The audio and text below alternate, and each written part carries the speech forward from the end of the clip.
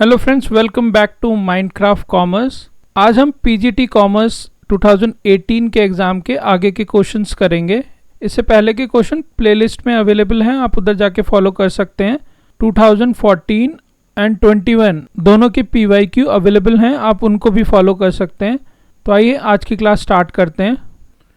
Question है, विच of the following statement is correct. Option A, merger does not form a part of amalgamation. Option B, internal reconstruction is an integral part of amalgamation.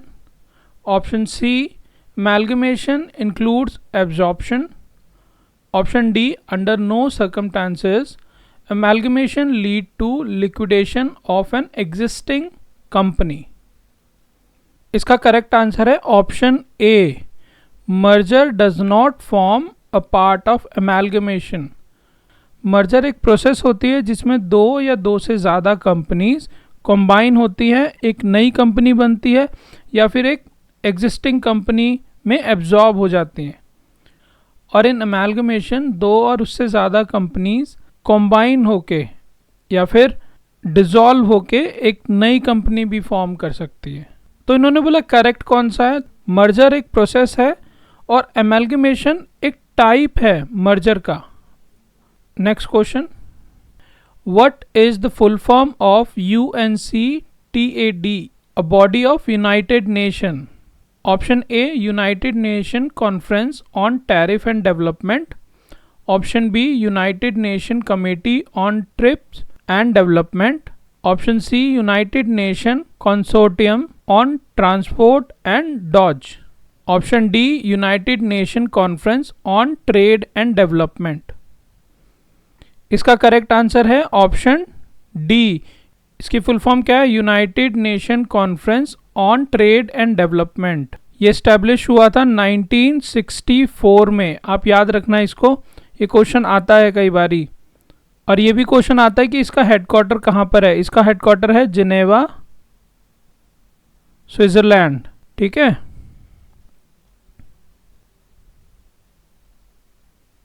Next question, which of the following is not an assumption of economic order quantity? कौन सी economic order quantity की assumption नहीं है? Option A, anticipated usage of material in unit is not known. Option B, the quantity of material order is received immediately, that is the lead time is 0. Option C, ordering cost per order and carrying cost per unit are known and they are fixed. Option D, cost per unit of a material is constant and is known as well. कौन सी assumption इसमें से गलत है? इसका correct answer है option A, anticipated usage of material in units is not known. पर EOQ में तो एनुअल यूनिट पता होनी चाहिए, उसके फॉर्मूले में ही है √2 into annual demand into ordering cost upon carrying cost. अच्छा, सेकेंड ऑप्शन क्या कह रहा है? The quantity of material order is receive immediately, बिल्कुल करेक्ट है। ऑर्डरिंग कॉस्ट पर ऑर्डर और carrying cost per unit fixed है, बिल्कुल सही है। Cost per unit of material constant रहेगी, बिल्कुल, ये भी बिल्कुल करेक्ट है। और इसके अलावा डिमांड जो है वो कांस्टेंट है, टोटल डिमांड नोन है पहले से, वही एनुअल यूनिट ही हो गई वो। डिलीवरी टाइम कांस्टेंट है। रिप्लेसमेंट ऑफ डिफेक्टिव यूनिट्स वो इंस्टेंटेनियस है, उसी टाइम रिप्लेस हो जाएगा। और अजम्पशन और भी है, there is no safety stock level, कोई मिनिमम स्टॉक लेवल नहीं है। ये सारी अजम्पशंस हैं उसकी। Next question, dash is a work group of employee who meet regularly to discuss their problems, investigate causes, recommend solution and take corrective action. This is generally a small group of employee belonging to the same work area. Employee के groups होते हैं जो discuss करते हैं problems को, investigate करते हैं उसके कॉजेज़ को और रिकमेंड करते हैं उनके सॉल्यूशंस को। जो भी एक्शन लेना है करेक्टिव वो लेते हैं, उनको क्या बोलते हैं? Option A, staff organisation. Option B, quality circle. Option C, committee organisation, option D line organisation. इसका करेक्ट आंसर है ऑप्शन बी क्वालिटी सर्कल, या फिर बोला जाता है क्वालिटी कंट्रोल सर्कल। अच्छा, फादर ऑफ क्वालिटी सर्कल या क्वालिटी कंट्रोल सर्कल किनको बोला जाता है? प्रोफेसर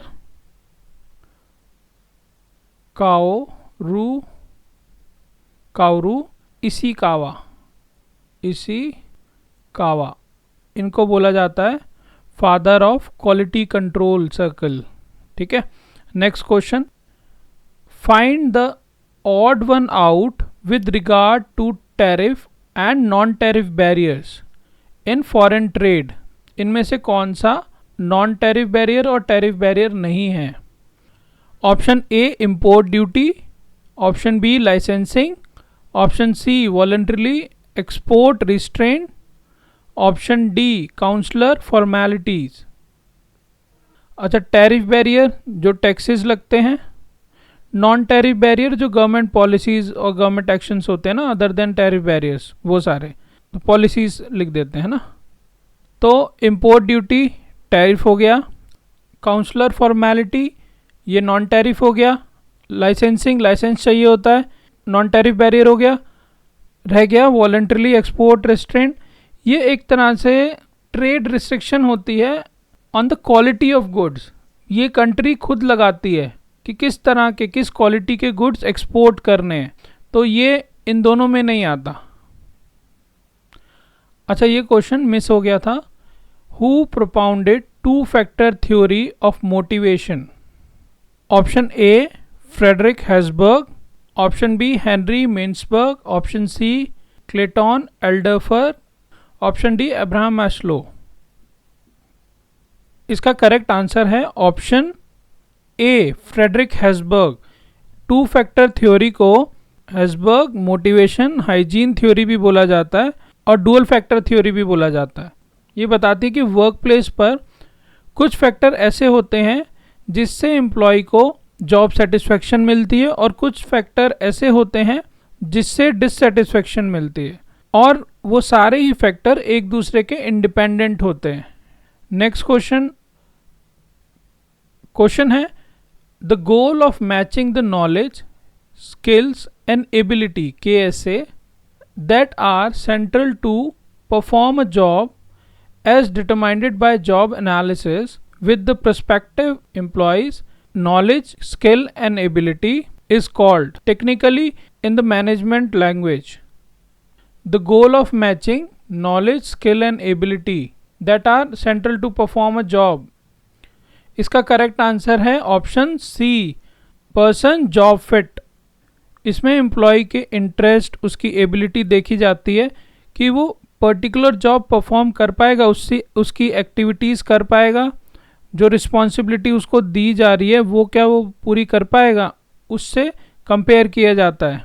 ठीक है, उसकी नॉलेज देखी जाएगी, उसके स्किल्स देखे जाएंगे, उसकी एबिलिटी देखी जाएगी, और उसमें जॉब में क्या क्या नॉलेज स्किल एबिलिटीज़ चाहिए वो मैच कर रही हैं कि नहीं कर रही हैं। ठीक है, नेक्स्ट क्वेश्चन है UNCTAD स्टैब्लिश किस ईयर में हुआ था? जस्ट अभी बताया था। Option A 1958, option B 1964, option C 1950, option D 1968। इसका करेक्ट आंसर था ऑप्शन बी। इस एग्जाम में इसी टॉपिक से 3-4 क्वेश्चन आ गए थे। ठीक है, next question, which one of the following may help in building an innovation enabled organisation? कौन सा हेल्प करता है building innovation enabled organisation? Option A following the principle of management by objective, option B strictly adhering to target at any cost, option C strong formal orientation with adequate bureaucracy, option D following effective cross functional team. इसका correct answer है option D following effective cross functional team. देखो, innovation के लिए implement करने पड़ेंगे अलग अलग ideas, methods, techniques, अलग अलग ऑपरेशंस यूज़ करने पड़ेंगे, डिसीजन मेकिंग में डिफरेंट आइडियाज़ चाहिए होंगे।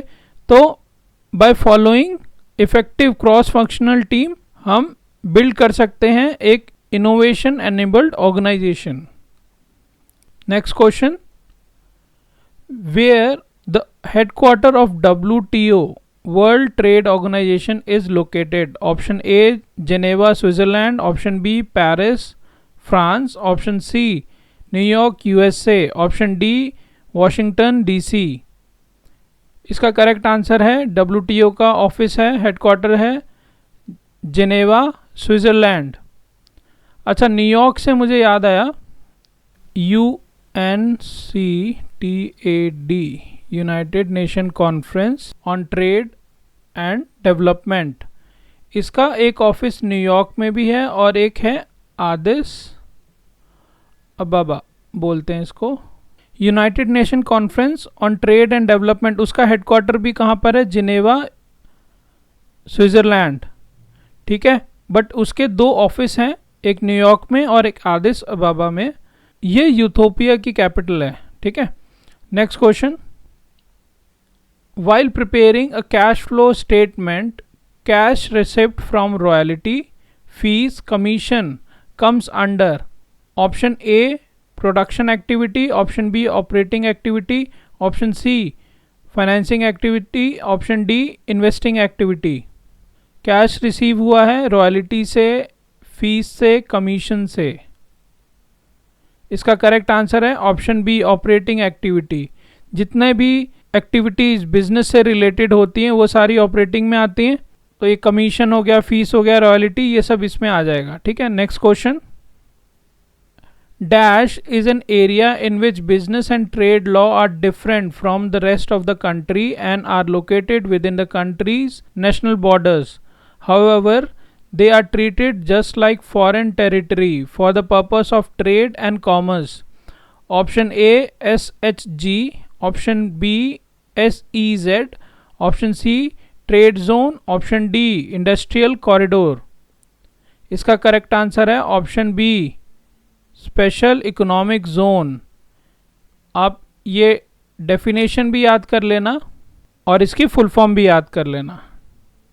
नेक्स्ट है, International Finance Cooperation, an affiliate of World Bank, was established in the year option A 1956, option B 1965, option C 1972, option D 1985. कब international finance corporation establish हुआ था? इसका करेक्ट आंसर है option ए 1956. ये establish हुआ था 20 जुलाई 1956 को और इसका हेडक्वार्टर है वॉशिंगटन DC. नेक्स्ट क्वेश्चन है, abnormal effectiveness and wastage valuation is done on the basis of option A cost per unit of goods, option B valuation of closing stock in each process, option C amount receive from sale of normal wastage, option D cost of raw material purchased. ये बोल रहे हैं abnormal जो wastage होती है, ठीक है, उसकी वैल्यूएशन कैसे होती है? उसका करेक्ट आंसर है cost per unit of goods.